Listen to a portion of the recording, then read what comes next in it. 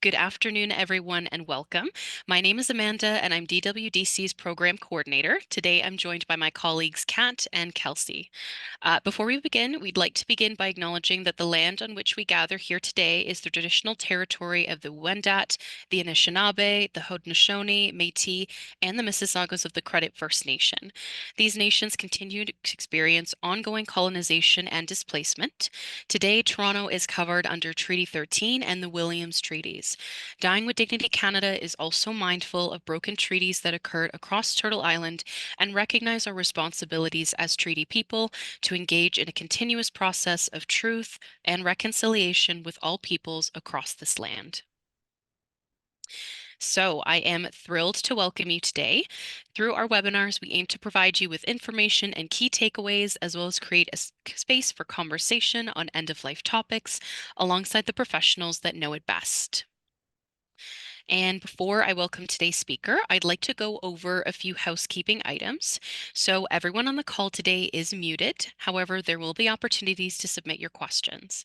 To do so, please type your questions into the question bar on the Zoom side panel, and we will read it out for you at the end. In the interest of time, please try to keep your question as concise and clear as possible.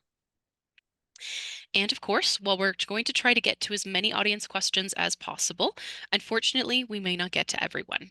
If you have any outstanding questions or questions that are quite personal in nature, please email us at support@dyingwithdignity.ca and we will follow up. This session will be recorded, so there's no need for you to take notes if you don't want to. And finally, there's going to be a post-webinar survey that will pop up on your screen after the webinar and will give you the opportunity to share your feedback. We are also accepting registration for an upcoming series of our Death Dialogues program, so please enter your information in the post-webinar survey if you're interested in joining us. All right, and now to welcome today's speaker, I'm very pleased to be hosting Karry Sawatsky. Karry is a death doula, death educator, published author of the Modern Death Care End-of-Life Planning Guide, and founder of Modern Death Care and the Life and Death Academy's Death Doula Training. Karry is passionate about completely revolutionizing end-of-life care. With a deep love for community, spirituality, and nature, she is sought after as a leader pioneering a holistic, conscious approach to death care. Karry is passionate about completely revolutionizing end-of-life care and has a deep love of holistic and conscious approach to death care. So Karry, thank you so much for joining us today. Now you've prepared a presentation for us in advance, so I'm going to go ahead and pass the floor on to you and let you get started. Perfect. Thank you, Amanda. And welcome everyone to our home funeral day today, our session. And I want to thank Dying with Dignity Canada as well for having me. I really appreciate this invitation to speak with you. So today you're going to receive powerful guidance on what is a home funeral and how you can have one, preparing for yourself or for a dear one, and empowering those around you. And I also want to thank you for taking time out of your day to prioritize yourself and lean into a curiosity to learn more. Perhaps you even felt called to come to this, like you had to be here today.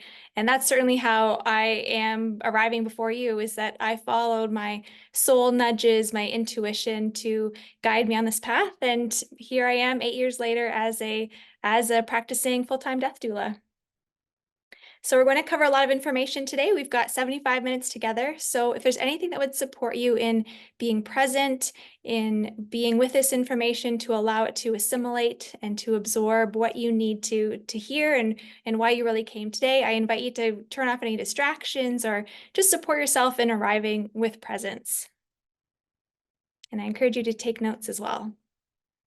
So this webinar is for anyone who is curious about the end of life, curious about home funerals. Perhaps you're an aspiring doula or a trained doula. You might be a funeral director or simply a person who's interested for your own experiences and transforming experiences of your dear ones for the future. Whatever brings you here, welcome. You are in the right place. And at the end, I'll also share how you can learn more. So if you're loving this content and you'd like to take a deeper dive or you'd like some more personalized support, I'll share at the end how we can continue together. And so a bit more about me, if you don't know who I am. I'm Karry Sawatsky. I live in Elora, Ontario. It's just a little bit outside of Toronto.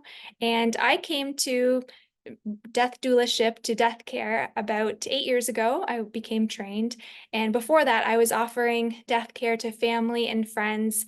And there were a few experiences that left me with the feeling that there's got to be another way. We treat death in such a sacred, honoring rite of passage, or sorry, birth in such a sacred rite of passage, that why is it that if death is as normal as birth, that we aren't treating it that way? And it felt like there was such a big gap between the healthcare and funeral home and ongoing support outside of a medicalized version of death. And so I was on a path, on a quest to find another way. And so here I have found another way, and I'm sharing that with you. And on a personal note, I love gardening, I love dogs, I love homesteading, urban homesteading, making beeswax. And just last weekend and this upcoming weekend, I'll be making maple syrup. So I just love having my hands in the earth and reclaiming skills of the past, similar to death care, and being really viscerally involved and engaged with life. That is part of what gives me the experience of having a really deeply satisfied life and fulfilled life, is being really involved and living in presence. And that's a bit about me. So let's talk a little bit about what is a death doula first, just to give a sense of who I am and what death doulas offer. So essentially, death doulas offer holistic guidance, care, support, education, empowerment, and more for really anyone at any stage of life. So it's not just the end of life. Here I am before you educating. I also work with clients who I support in the planning stages. There might be healthy adults. They may have received a diagnosis. They might be in the last year or months of life and planning for their own end of life, or supporting someone in their sphere, so what I would call a caregiver. And offering things like emotional, psychospiritual support, sometimes even physical support. And it's important for me to say that my philosophy in death care and reforming death care is to really empower you to have the experiences that you desire at an individual level. So instead of a prescribed way of approaching the end of life or post-death care, I'm empowering you with the information education to have the experiences that you long to have. And I really want to leave you feeling very empowered, and not that you need to have someone to have the experiences that you want. So you don't need to have a death doula. You don't need to have a funeral director, though there are a few situations, which I'll touch on later, that you may want to choose to have one, but to really empower you that you are the expert of your loved ones, of your deceased loved ones. And I want to empower you to have informed choice going forward. And on that note, my mission is to train one person in every extended family so that we can care for our loved ones, our community, our neighbors, the way we used to in the past, so that we feel like we have agency and autonomy over experiences, so that we create really meaningful, honoring ceremonies that are personal and on an individualized basis and not prescriptive, and having experiences that really reflect you, who you are. So let's talk about what is a home funeral. So a home funeral, we now call a home funeral, but it used to just be a funeral. There wasn't a funeral home. And I'll talk a little bit about the history of that in just a moment. But essentially, a home funeral is an opportunity to care for your loved one after they have died, or a dear person to you.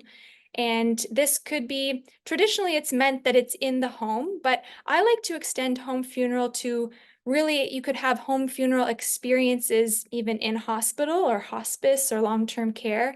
So I don't feel that you need to have a home funeral in a home to really have the beautiful experience that you might want to and desire to in a home funeral. It's also minimally invasive. So if you've ever looked into the practices of having a body prepared at a funeral home, the practices are usually quite invasive to prepare a body for a visitation. And this at-home method of having a home funeral is minimally invasive. So it's an extension of your natural love and care, similar if the person was living, how you would care for them if they were ill or aging, very similarly. And there's also a distinct difference with a home funeral experience. We aren't calling a funeral home right away to have the body taken away. We're really being with the person, really caring for them in this new way with, well, I'll tell you about more of that in a minute. I want to get into a bit of the history first, but we're really extending our care just as if they were, as I was saying, when they were sick or as they were aging. It's just a very natural extension of our relationship to them. And I want to say off the bat that home funerals are safe and legal, and we will touch on more of that, but in case you're wondering, they're safe and legal. So the history of family-led death care and funerals, how did this come to be? So it wasn't until about the early 20th century that when a person died, they were taken to a funeral home. Before that, the family would pick up the shovels and dig the grave, often buried on the property. They would dress and bathe and anoint their loved one, and even take the body by horse-drawn carriage. You can imagine that sort of experience before there were funeral homes. And then in 1865, President Lincoln was embalmed and then taken by train across the country to be buried and shown in all these different cities so people could come and see the president, and he was embalmed, and it was a very eye-opening experience. And right around the same time, with the Civil War, there was unprecedented numbers of people who had died in the war. And so they were digging mass graves, and they were trying to transport bodies back to their families who really wanted to honor them and bury them at home. But they were having a problem or trouble with the bodies decomposing over such long journeys to get them back home. And so that's when the embalming movement came forward. And also with the president's sort of tour across the country, it became commonplace that that's just what you do is become embalmed.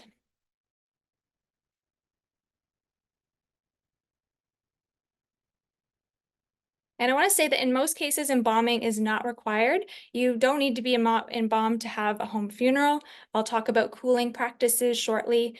You may want to embalm for, again, long distance travel or crossing borders. That might be a necessity to be embalmed, but otherwise, embalming is more about aesthetics and is simply just become common practice, but isn't something that is absolutely necessary.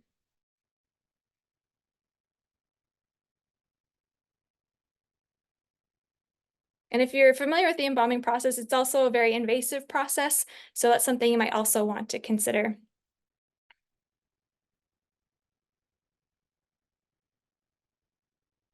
I want to touch on the idea of the fantasy good death. So a lot of people have it in their back of their mind that they will live until their 80s or even 90s, and they will age rather gracefully with minimal pain and suffering. And as they have less mobility, they'll be in bed with their family or dear ones gathered around them, and they will peacefully pass away, they peacefully die in their sleep. And in most cases, that's just simply not what happens. And so to create that type of meaningful, honoring, ceremony-like experience, we can do that by creating a plan. So why might you want to have a home funeral? It's just, it's like I can just feel and picture the clients I've supported, the personal experiences I've had with friends and family that make home funerals so deeply meaningful and memorable for a lifetime. And I love when I connect with past clients and they share just how transformational having a home funeral was for them, and that those are the memories that they cherish of their dear person's end of life or death care experiences.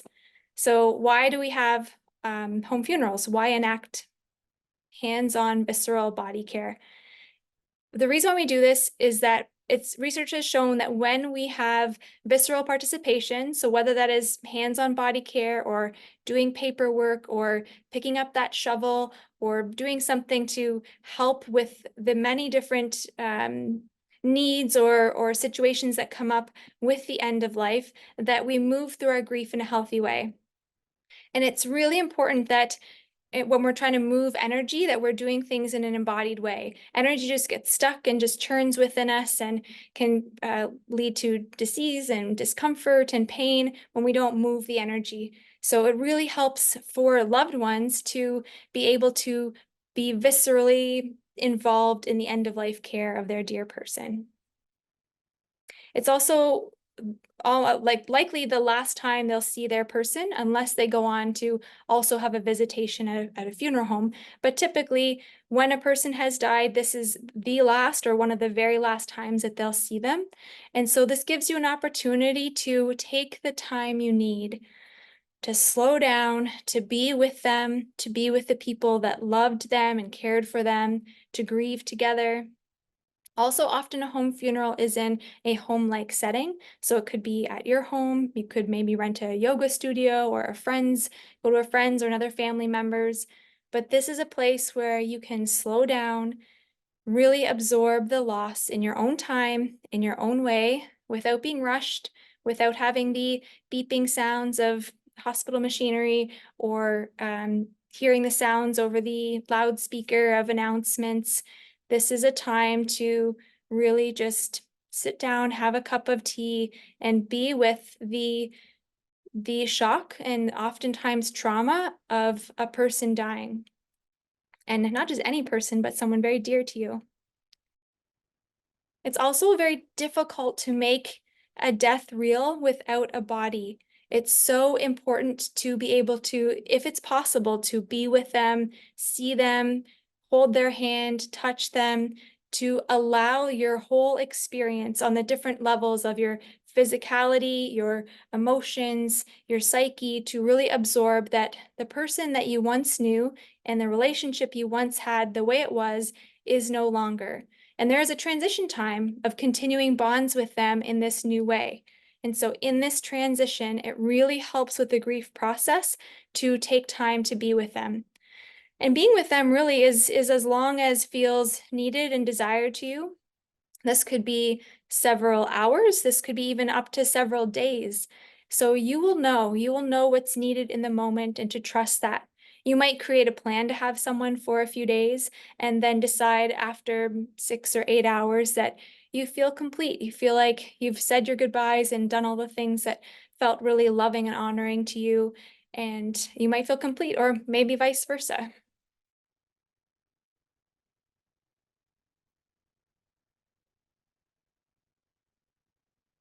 I also really want to leave you with today that home funerals aren't prescriptive. So I'm going to give you lots of different ideas of how you could enact a home funeral, but you can pick and choose from it to create an experience that you feel deeply aligned with. And that might be doing all of your death care yourself.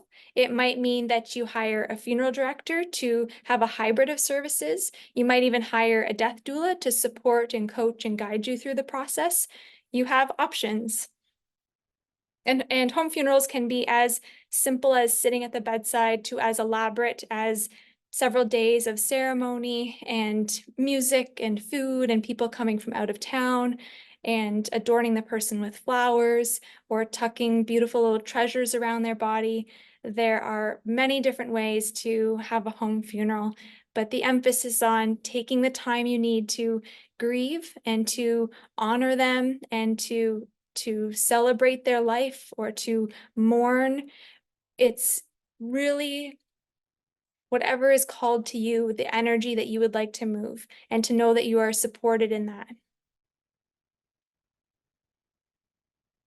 So I'm going to give you a current picture of without a home funeral, and then the picture of what it could look like with a home funeral. So oftentimes when there isn't a home funeral, the person dies, whether at home or hospital, long-term care, hospice, and the family is called if they're not already there, and they go and they spend some time with the person. And oftentimes the family does not know what to do.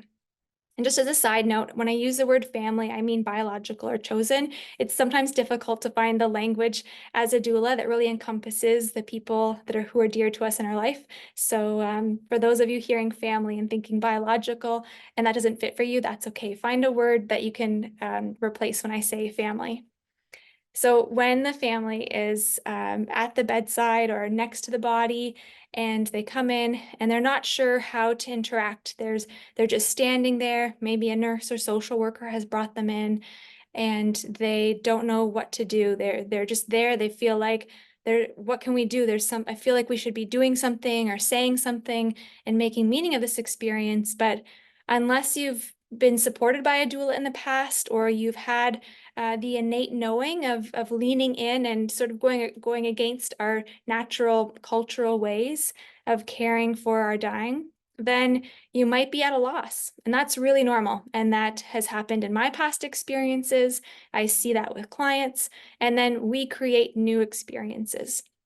So imagine this is the current experience. They're at the bedside, unless someone invites them to or tells them it's safe to touch the body. It's safe. If you'd like to use a washcloth, you're welcome to use this on their hands or their face, and just take the time you need.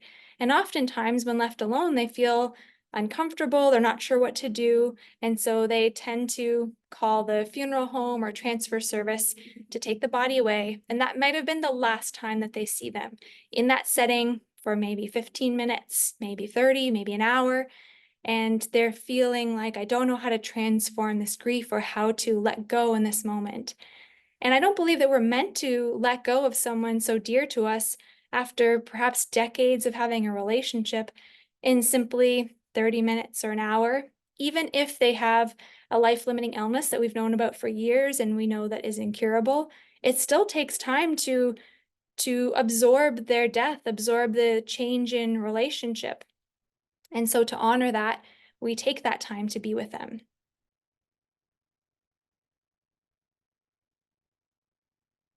And then imagine the family goes home or leaves that place, and they're wondering, well, what do we do now? How do we transform this grief? They might even not have the language for that, but they're sort of walking around a bit aimlessly, like, what can we do? And so they start to plan the funeral or select things like a casket or an urn, but it doesn't quite feel like there's something that they're doing. They don't know how to transform their grief.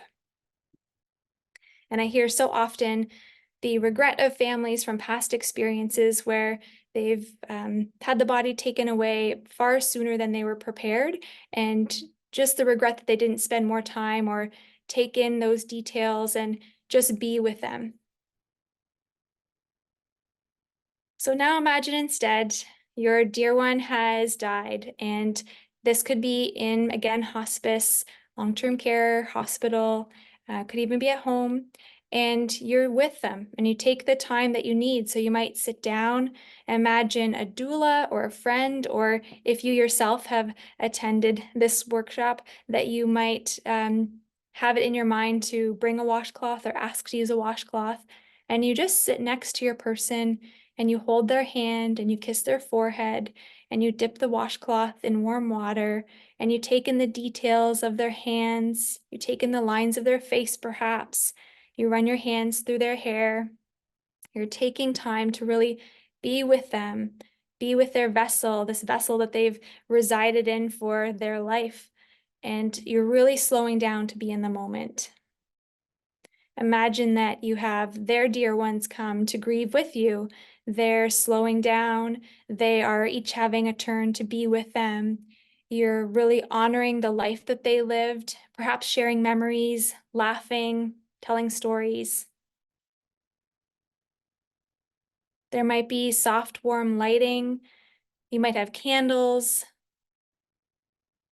And you can start to picture, as I'm saying these things, that some of the environments or an environment that would support a lot of these things would be a home-like setting. And I have supported families to have a home funeral or home funeral-like experience in like institutionalized settings, and that is possible. And actually, I go into depth with a personal experience of my grandfather's death on a podcast called A Path Home, and it is a podcast put on by the National Home Funeral Alliance. So that's something I highly recommend checking out. The podcast again is called A Path Home.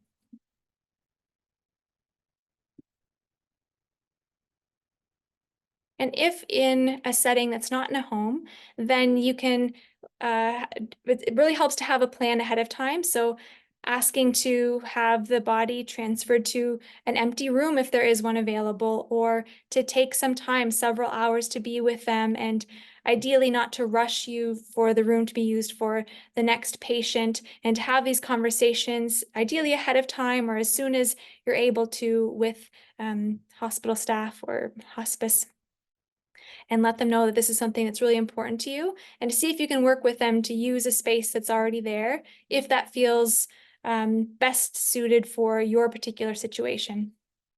And if you can have them brought home, you can transport them home yourself. You can hire a transfer service or a funeral home to bring the body to your home and then care for them there. So again, imagine it's a much quieter setting. There aren't the sounds of the hospital. You can put tea on. There can be food brought over or prepared.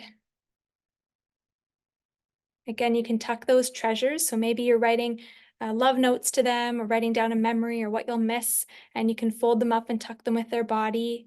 You can have a beautiful blanket draped over them, flowers cut and tucked around them, perhaps crystals or photographs tucked with them. You could have them even outside, or you can have them inside depending on the weather. Some folks even stay up all night to be with them, inviting over more friends and family from out of town, which gives them lots of time to arrive if they're coming further away. And this typically, I don't see this as like one of the top reasons that some families choose to have a home funeral, but it can save tens of thousands of dollars from funeral expenses. And if that's important to you, then it is possible, depending on how elaborate or ornate or what kind of hybrid of services that you select. You can save money as well doing a home funeral.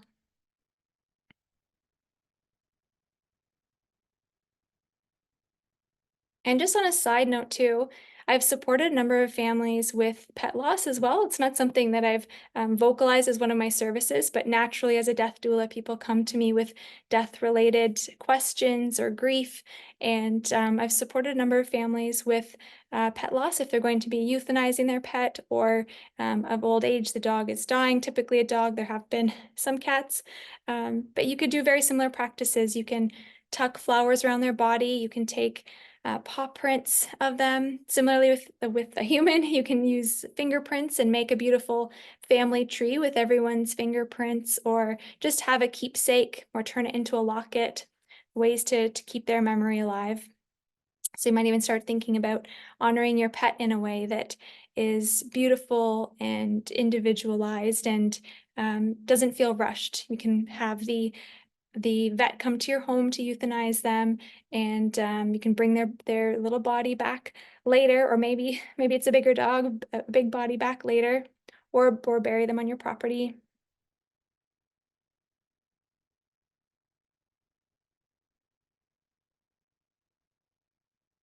And in terms of interest, I want to touch on this, that sometimes there are a few people in the family that aren't interested in a home funeral. They feel fearful about touching a dead body. And sometimes it's in people's mind that as soon as a person has died, it's immediately their body becomes unsafe, or that it needs to be taken away because they will start decomposing. And that's just not the case. You have time, you have lots of time typically to just be with them. So there's no rush really. With an unexpected death, there's no rush. And so with that, there was a person who was not interested in being a part of the home funeral experience, and their dear one, was being bathed and dressed and adorned with their beautiful jewelry and their hair done. But as soon as they started to pick out a nail paint color, that she was right in there helping to pick the color and painting her dear one's nails. So sometimes it's just about finding the one of many opportunities to engage in a home funeral that isn't bathing. I think so many clients think that a home funeral means, okay, it's about bathing the person and being with them. And that's just one of many opportunities. And I'll get to this in a moment, but even bathing is not a necessity, it's an option. I also had a client whose son similarly didn't want to be right in the home funeral planning. However, they made a beautiful backboard for their family member, made out of gorgeous wood with beautiful inlaid designs, and it was just stunning. And that was his way, using his gifts to extend his love and care. And it didn't require being emotionally open or dialoguing about what was happening, but he could put his energy and channel it into making this beautiful backboard. And on a sort of similar note, with a backboard, you don't need to have one to have a home funeral. That was just a way that he wanted to contribute, and it's an opportunity to have her body transported from the family room to, or sorry, the bedroom to the family/living room, and then as an option to transfer them to a vehicle to be transported in a casket. And then I've also supported families where there are dear ones, so close friends and family that wanted to enact the home funeral that was requested by their dear one before they died. And there are other family that didn't want to be right in there. And so they were happily in the other rooms, especially in the kitchen, helping with food or having tea, chatting with people. And they didn't have to be right with them or touch them or even look at them to still be in the energy of mourning, of sharing in their grief with others, and being a part of this beautiful supported experience. So in case you're wondering, well, what if not everyone's wants to be involved, or how do I include them? Those are some of the ways. And I'll share a list in a little bit of some other opportunities for them to partake.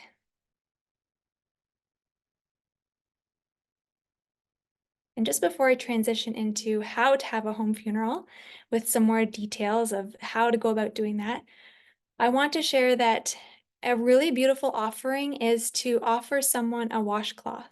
And this can be, you can buy several washcloths, you can buy little bags to tuck them in, or just wrap them up beautifully, or not even just have a washcloth that's available.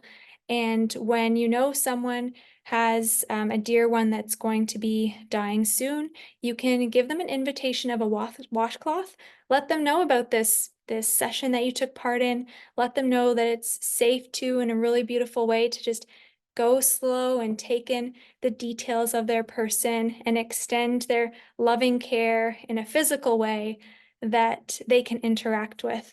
So a simple offering of a washcloth can be a really beautiful invitation for people to lean in and express their love. Okay, so let's talk about how to have a home funeral. So again, you can have a home funeral over several hours or up to several days. You'll know when you're ready, when you feel complete.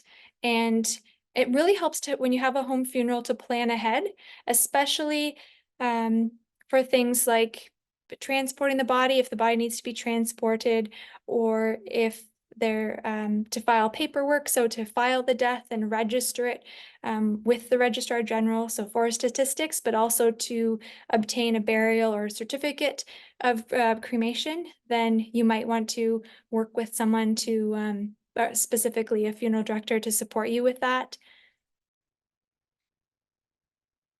And you also, it really helps to have, I don't know if I want to call it a committee exactly, but having about 4 to 6 people to enact a home funeral allows you to have people to roll the body or move the body, and allows people to do things like make phone calls or prepare food, or um, some of the other tasks I'll share in a little bit. But having several people can be really supportive. And if you don't have several people, then you could reach out to your wider community or connect with me, and I can connect you with some people perhaps in your local area, or come up with collaborative ideas so that you can have a home funeral that that's really meaningful to you. And again, there is not a one size fits all. So this is really to help you transform your experience, create meaning, offer them a really dignified ceremony, and take the time in a minimally invasive way to love and tend and nurture their body. And not just their body, but honoring their being, their beingness, of the importance in your life. And it's your one last act to lovingly care for their physical form. And that's really sacred. And sometimes we don't know how sacred it is until we don't have the possibility to be with their body. And once that door has closed, then we can really feel like we've missed an opportunity to tend and love and be with.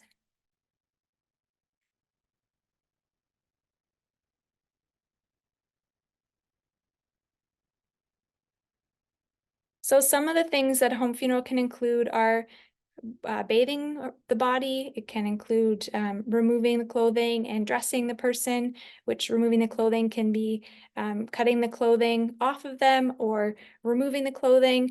I'll talk a bit more about that when I get into rigor mortis and how that works and sort of best times to do that. You might prepare or purchase a casket, or if they'll be cremated, you might look into having an urn, but there's no urgency in selecting an urn right away. That can be something that you choose over time. You might take care of the paperwork, whether yourselves or have a funeral director support you with that. Transporting the body. Some of these other roles you could consider when you're creating your team of people are who's going to help notify friends and family, and in what order roughly will you let people know? Contacting the cemetery or crematorium or a funeral home, who will take that responsibility, who will bathe or dress the body, and that might be several people, one or two people. Obtaining dry ice or freezing water bottles or getting gel packs to freeze. Even simple things like pet sitting or childcare, little tasks that might go unnoticed. Someone who might be a little bit outside of the center of the closeness with the family, who has a little bit more capacity, might be able to take on some of these tasks, including making arrangements for people who are coming from out of town to really help them to find their way, to have accommodation. Someone might write an obituary, writing thank you notes. And there's many more ways that you can participate, but this gives you a sense of some different parts that might even stand out to you as, oh, I can see myself doing that, or I can think of a particular person that for my home funeral, I would want to have them do that role. I can see them being very good at that.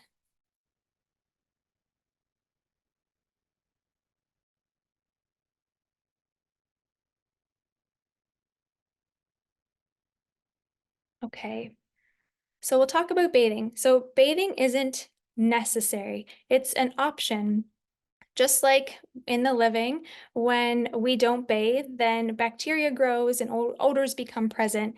And so similarly, with a dead body, that you can bathe them if that feels like something you want to do and are comfortable doing. Most of the time when we're bathing, often it's about the ritual act of being with the body, taking the time to just be with them and love them and nurture them and really deeply care for them in this final act. So it's an invitation and opportunity, but not necessarily something that you need to do. It also depends on when they were bathed last. They might have bathed recently, and so it might not be as necessary. You might even just simply want to use a washcloth on their hands or their face or their arms, their feet. And again, this is more of the ritual act. This isn't so much about cleaning them for cleanliness. This is more about being with their body and tending to.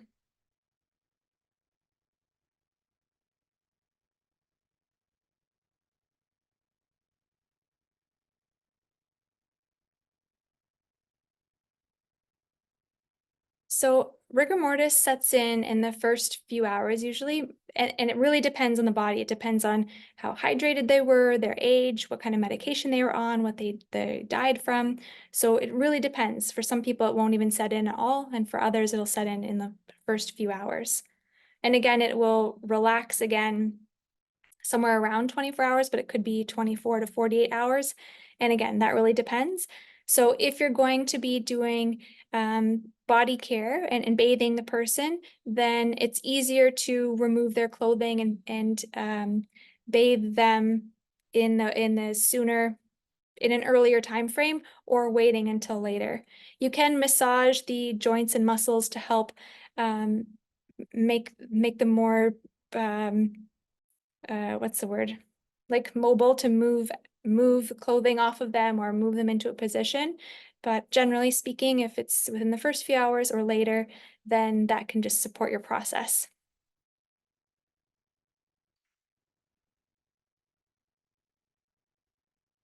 If Oh yeah, I think it's also important to say that oftentimes when we've seen movies or TV, and that's the only experience we have viewing a dead body, we might be more familiar with seeing arms crossed over the chest and the mouth is closed and the eyes are closed, and the skin might be just a little less pink than usual. But in real life, with a dead body, the skin can model. It really depends on what they died of, and it might have different colors to it, yellows or pinks or purples. So seeing a dead body for the first time can take some adjusting. It can be something that's new, and there's like a visceral process of, wow, this is the first time I'm seeing a dead body, and it's also my dear one. And just to normalize that for yourself, that these days, it's just so rare to see and be around a dead body or even someone who's in their end stages of dying. So I want to normalize that for you, that it just doesn't happen so often. So if you're having some fear about what that might look like, the home funeral itself and what the person might look like, just to normalize that and to know that there's supports like me and supports like uh, home funeral friendly funeral directors.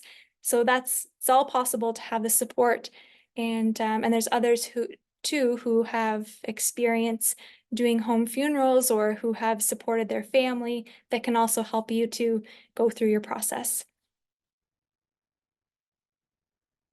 And so with that, the eyes might be open. They might be open a little bit. They might be open a lot.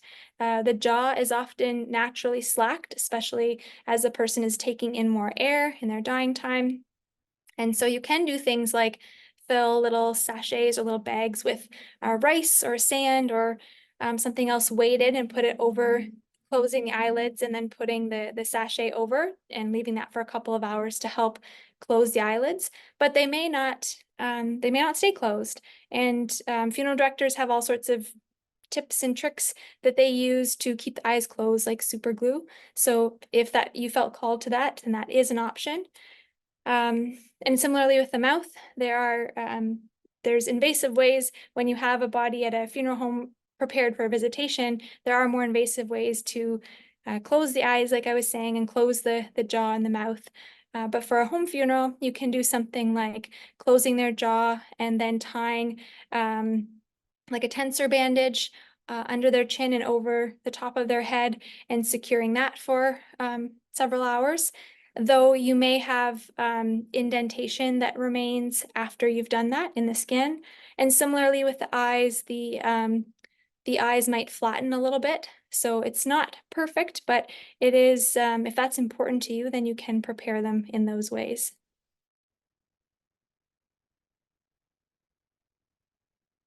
And similarly with the mouth, if you want to clean the mouth, you can brush the person's teeth, you can even floss, or you can use like a mouth swab and dip it in mouthwash and run that over their gums and under their tongue to help with odors. Again, this is something, when you think of a home funeral, think of it like an a la carte menu. You can select the things that you feel called to do, that you feel comfortable doing, and you can also have support with that.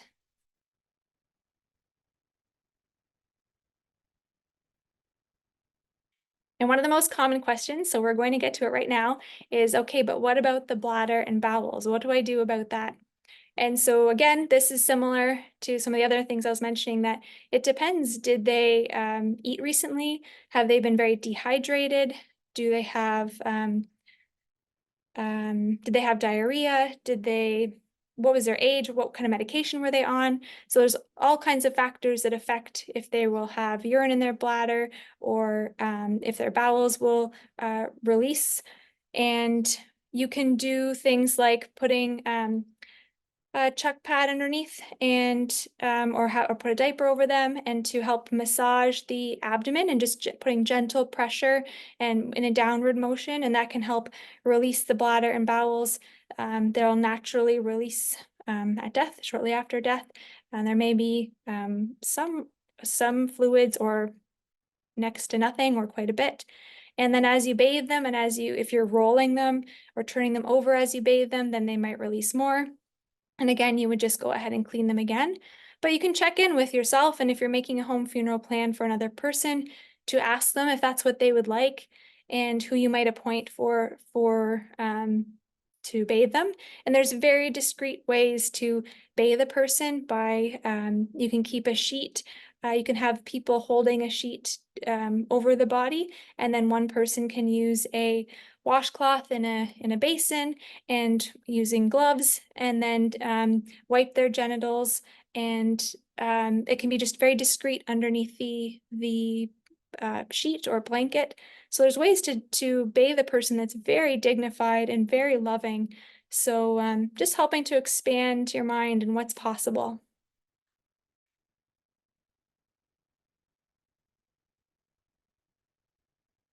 You can also call around and see if there's a home funeral friendly funeral director, and see if they'd be willing to come to your home to support you in bathing the person if that felt like something you wanted to do. So it's just another option.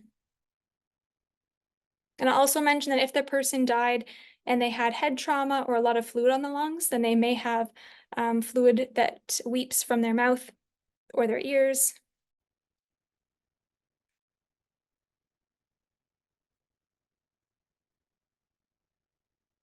And just back to the clothing. So you can cut the clothing off, or you can remove it and dress the person. If you're putting on new clothing, you can always cut the back up of the shirts or pants or dresses to make it easier to put their clothing on as well. And in the home funeral workshop that I lead, I show you how to roll a sheet up and tuck it under the person so you're able to lift them up and move them onto a massage table, let's say, or if you're going to bathe them using a washcloth, how to roll them over. So there's more techniques, but you also will just figure it out. If you have a home funeral, you'll just naturally know. Just imagine that just as if they were when they were ill, you'll know how to naturally find a gentle way to turn their body and to lovingly turn them the other way. So trust that you know, trust that you are the expert of your loved ones, and that you will find a way, or you can reach out. Another common question is, well, what about keeping the body cool? Don't they have to be refrigerated? And they don't. After a person dies, typically you have hours to days. But if it's the first day, then even if you have air conditioning or it's cool out and you open some windows, that's usually enough for the first day.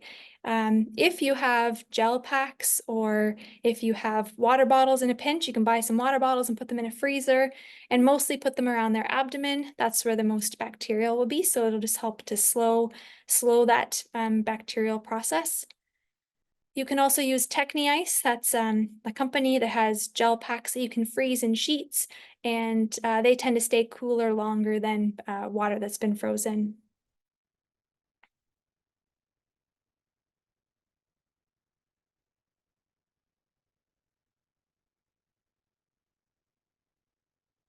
I'm going to just share here.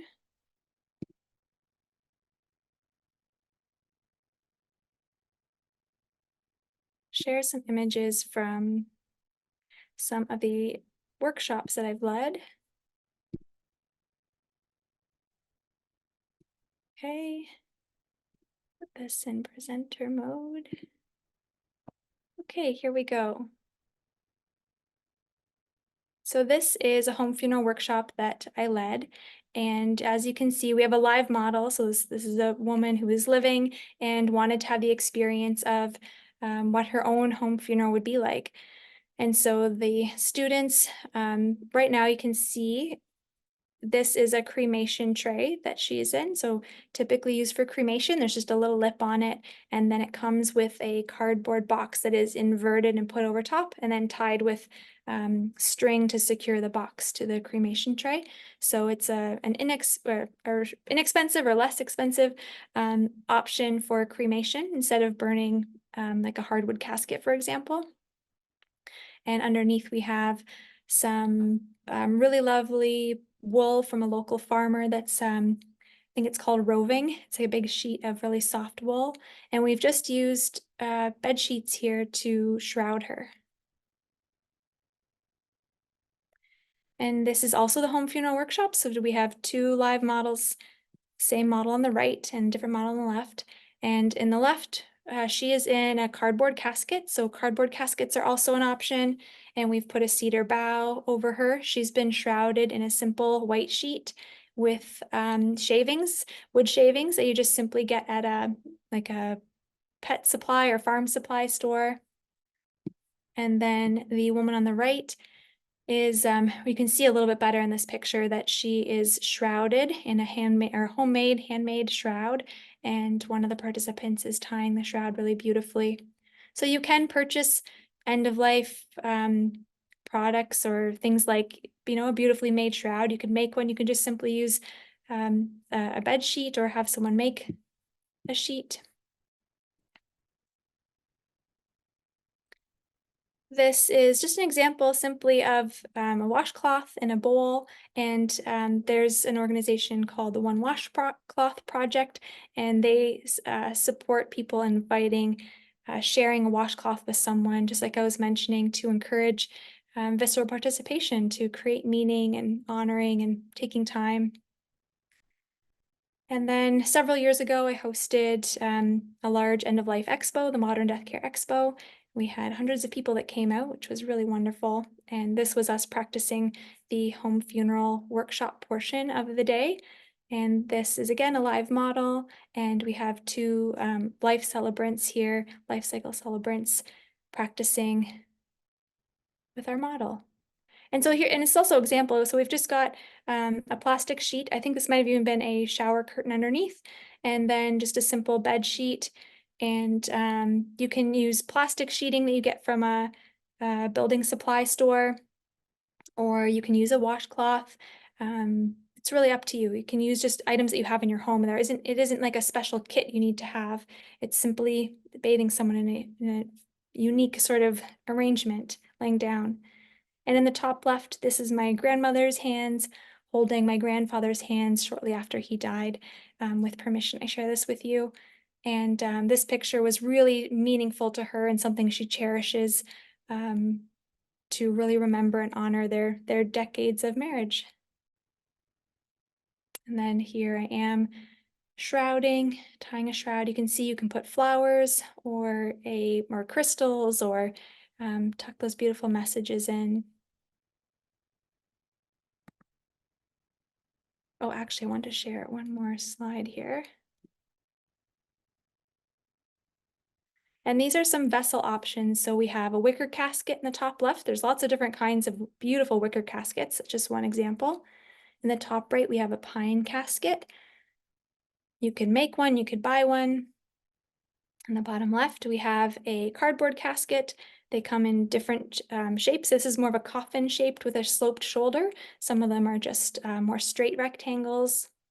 And then the bottom right, that's what the cremation tray looks like when it's complete.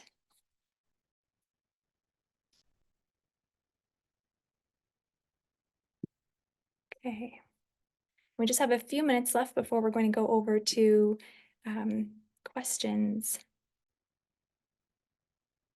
So an important question I often receive is, do dead bodies pose a health risk? And generally speaking, no. From the World Health Organization, they say, contrary to common belief, there's no evidence that corpses pose a risk of epidemic disease after a natural disaster. Most agents do not survive long in the human body after death.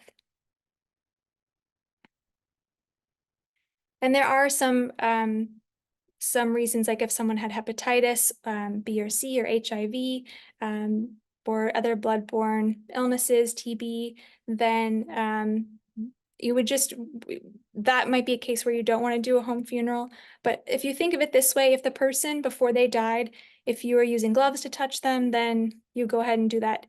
But in general, bodies don't pose the same health risks when they've died. They're not excreting, they're not coughing, they're not exchanging bodily fluids with others that they would transmit diseases as easily. So inherently, dead bodies themselves aren't a risk. It would just be very specific diseases.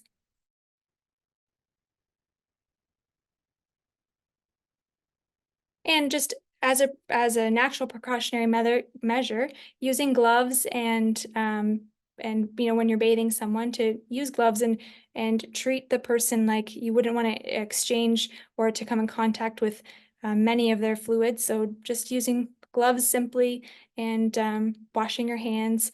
These are all things that you can do to just practice safe practices. And legally, you have the right to care for your dying. So home funerals are basically legal everywhere. It's things like you'd want to look into your own province if you need a transport permit, or which aspects, if any, you need to use a funeral director. Those sorts of tasks you might need to work with a funeral director, whether that's a funeral home or a transfer service. So yeah, you can consider those things for where you are and look into those details. And I'm just going to end on a couple things here. So one is when you might not want to have a home funeral. Sometimes a person doesn't want to have the memory of the person brought back to their home and that they were there after they had died. That I see far less often and more in older generations, but oftentimes the desire for connection and creating a really beautiful way of honoring them overrides their discomfort with that idea. But that might be a reason that you might not want to have a home funeral. If the person has some of those rare health cases I mentioned before, you might not want to have one. If folks aren't comfortable with opening to previous notions of dead bodies being dangerous and they hold that belief, then that might not be something that they're comfortable with. If the weather is, for example, very hot and there isn't air conditioning, then that can be challenging even with cool packs. So just considering you might only want to have them there for a few hours instead of several days. And on that note too, there's something else I was going to mention. Oh, if you're in a space like an apartment that's tricky to get around or staircases that are really tight, you might consider having the home funeral somewhere else. That's also a possibility instead of using your space if it's just not easy to maneuver around. And I want to be specific about, do you need to hire a funeral director or a death doula? And the answer is no, specific to home funerals. And again, just those other things like the paperwork, transport, or being the last to view the body before cremation. You might need to involve a funeral director in those types of cases. But generally speaking, you don't need to hire for you to have the beautiful experience that you want to create. And just to also separate, so doulas, we guide and coach and support, but we don't do hands-on body care. That would be acting in place of a funeral director. So funeral directors, if you wanted them to do the hands-on body care or anointing oils, if you're not comfortable doing that or you want them to come to the home to do more of the hands-on care, you would find a home funeral-friendly funeral director to support you with that. And to give you a sense of the work that I do, I often coach families virtually. So we create a plan together. We have several people that come on the call and we come up with a plan and who's going to do what and what's going to happen. And then we have a plan B and C in case some of the things need to change. And then they reach out if they need further support at the time. That's generally how I support people.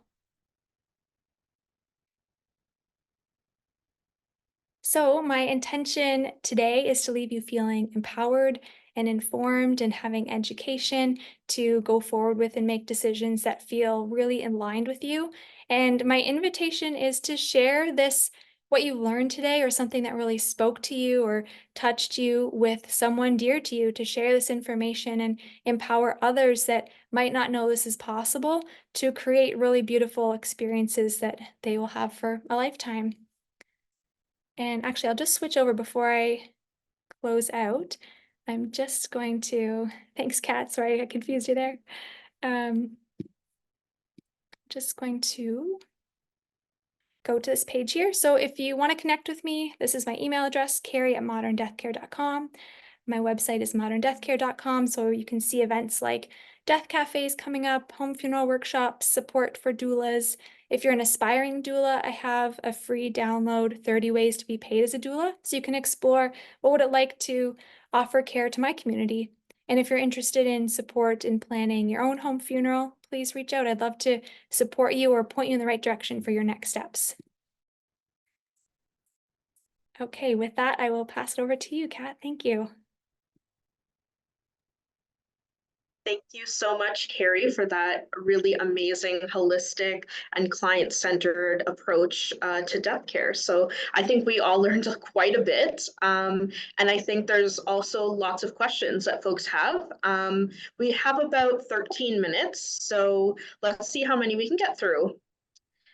The first audience question is, you mentioned anointing. Can you just explain what anointing a body entails? Yeah, so that would be applying certain oils, like essential oils, to a body. It's not something that I practice, but there are lots of ways to do that and certain oils to use that have a spiritual or religious nature. So that could be something you could explore if you're interested in what types of oils to use during a home funeral and when and how you might apply them. Yeah, if you're feeling called to that. Yeah, wonderful. Thank you.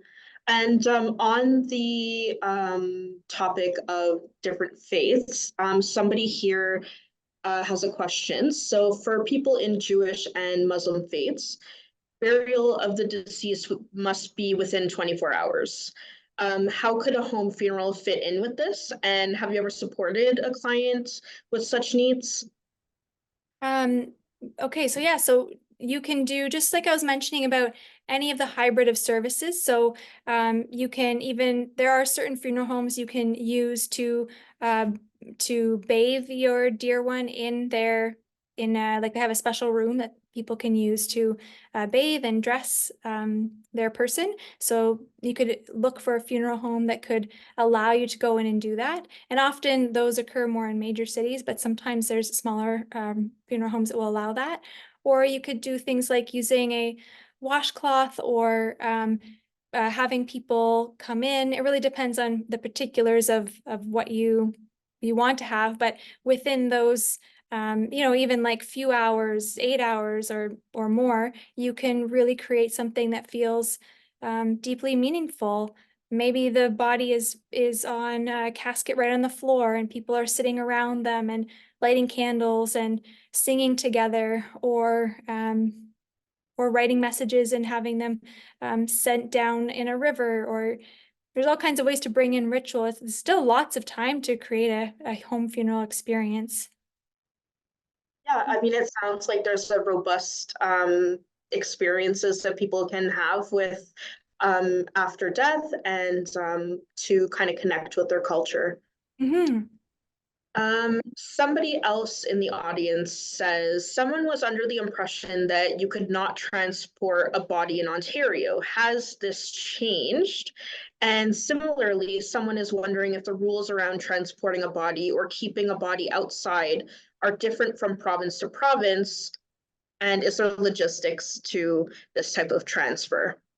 Yeah, so I would look in provincially what's allowed in your province. In Ontario, we have an organization called the BAO, the Bereavement Authority of Ontario. And so there may be similar organizations or businesses, I'm not sure what to call it, that are in support of consumers and consumer awareness. And so you could check in to see in your local area what is legal and allowed. From my understanding, the last time I researched and last time I supported a family in that way is that if you're the next of kin, you can transport in Ontario without a permit. If someone is familiar with that changing since the last I heard, then that would be something for me to even check into myself. But the last my understanding was that as long as they're in a covered vehicle and the body isn't exposed, like other people driving by couldn't see into the vehicle or to see the body, that you can rent a vehicle to transport. You can use a van and take the seats out.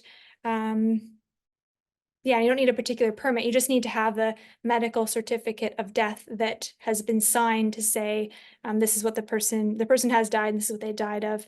That would be the only thing you would need. Okay, wonderful. Thank you so much. I definitely encourage folks at home to do their own research about this, just to make sure that you are abiding by the laws and in your jurisdiction. Next question from an audience member. Can a person who passed in the hospital or hospice be brought to your home for a home funeral? Absolutely. And that's the part where you would want to have conversations with the staff, and ideally you don't want to get to the moment the person has died and then you're trying to arrange that. Oftentimes there's hospital or hospice quote unquote policy, which is that, oh, we only, allow a body to leave here by a funeral home. And I'm glad that this person has asked this question, because oftentimes I find there's misinformation or it's misguided, and it's not malicious that hospital staff or funeral directors or other places aren't aware. Even municipal staff, when you're filing a death, I've worked with a number of municipal offices to register deaths, and most of them are completely unaware that a family can register their own death. And so it's just misinformation, and that home funeral movement is coming back. And so if someone's gone before you, they've helped to pave that way and make it easier.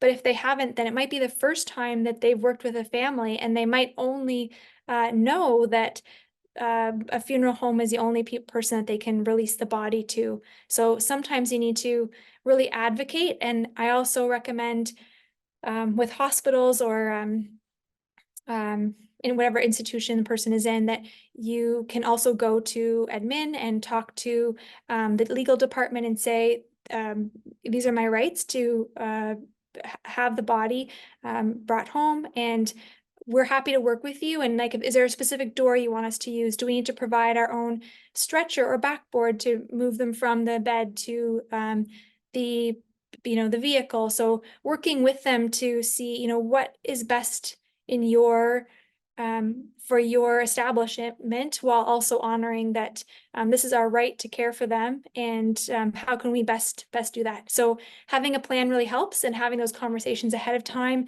and or having someone to help advocate for you can also be really supportive, whether that's a doula or a family member that is great with advocacy. We definitely agree. Having a plan ahead of your death is definitely something that is important and people should be considering for sure. This next audience member has said, I have seen that some people are moving away from having a funeral at all. Instead, they're just hosting a celebration of life. Do you have any thoughts on this? And are there any companies that rent or offer materials for home funerals? Yeah, what's the word? Like a medical, I can see it and I can't say the word, but where you can rent medical devices and beds that raise and walkers and assists. Those places you can rent different things. You can also borrow a massage table, or you can just have the person laid in bed or on the dining table or on a couch. It doesn't have to be, you don't need any particular equipment to have a home funeral. And then the first question was about, can you remind me again, Kat? There's something I wanted to touch on.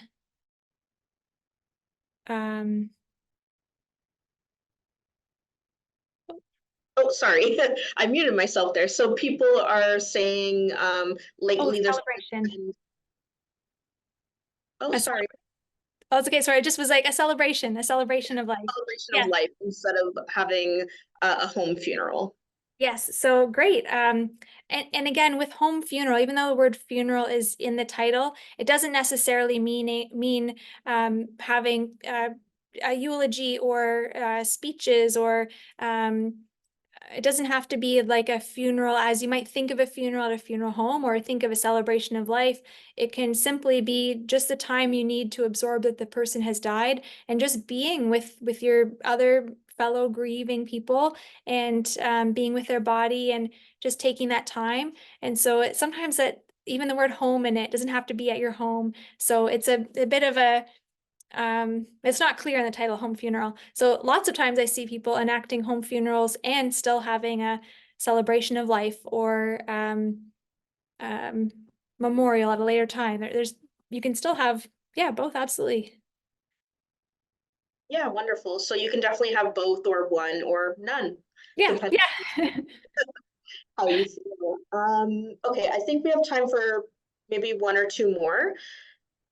Somebody is asking, are the wicker caskets or wood caskets or any other natural caskets for green burial or cremation generally? And where do you order some of these items like shrouds and caskets and things of that sort? Yeah, so I think maybe they were originally intended to be used for green burials, or sort of similar sort of green, eco-friendly disposition options. But I see lots of people now purchasing products that reflect their values of using eco-friendly products, and still they might be buried in a traditional burial fashion, so that they can be in a family plot. So not sometimes it doesn't necessarily translate that you might really want a green burial, but then you might have a traditional family plot with like a vault, like a liner in the plot, and might be in a conventional cemetery. So sometimes you have to make these sort of challenging decisions. Do I want to go with a green burial that might be a couple 100 kilometers away that I feel really aligned with, or do I want to be buried with my ancestors? And those are questions we can sort of tune into. But the products themselves, I'm seeing people use them in traditional settings, and not just for green burial, but maybe they were originally just intended for that. And there's now hybrid cemeteries that have sort of green burial sections that might not be like the true green burial, where there's no embalming or no metal fasteners, but they might have like an area where it's greener, where they just do wildflowers, or they don't have a plot marker, for example. And where to buy them. You can just Google and look what's near you. I don't want to name any particular companies to promote a particular one. There's lots of really wonderful shrouding companies and more casket companies. So I would even just look up, wicker caskets in your area. Yeah, some really awesome resources I'm seeing. Yeah, definitely. Definitely encourage everybody to do their own research and see what works for them in their area. Let's see. We have time maybe for one more. Let's see if we have a quick one here. Okay, how about this one? Does rigor mortis subside? Yep. So again, if it even sets in somewhere in those first few hours, it might set in, and then it sets in until 12 to 48 hours later, somewhere usually around 24 hours, and then it subsides. So again, you can do things like position the mouth or the eyes, or bathe the body and move them and dress them within those first few hours, or wait until 12 to 48 hours later. Or you can help to loosen and massage the joints and muscles to make it a little bit easier to move them in the position that you're hoping for. And again, it might not also set in. It totally depends on age, medication, hydration, what the disease was. Great, yeah, thank you so much. Okay, we're unfortunately out of time for today. But thank you so much, Karry, for joining us today. Your knowledge surrounding end of life and death care has really helped us to better understand that everyone's journey is their own and that death is a human experience. Thank you for your generous time and effort that you put into today and putting a very holistic and client-centered presentation for us. Thank you. Thank you so much for having me, and thank you for everyone for joining today. And just one more thing before we all log off, webinars like this one and all our other compassionate services are provided free of charge to Canadians navigating end of life, their loved ones, and their healthcare providers. To enable us to continue providing these services, please consider making a charitable donation. We will put the link in the chat in case anyone would like to donate. But again, thank you to our audience for joining us today. And again, thank you, Karry, so much. And I hope you all have a pleasant afternoon in this lovely sun. Thank you. Thank you. Bye, everyone.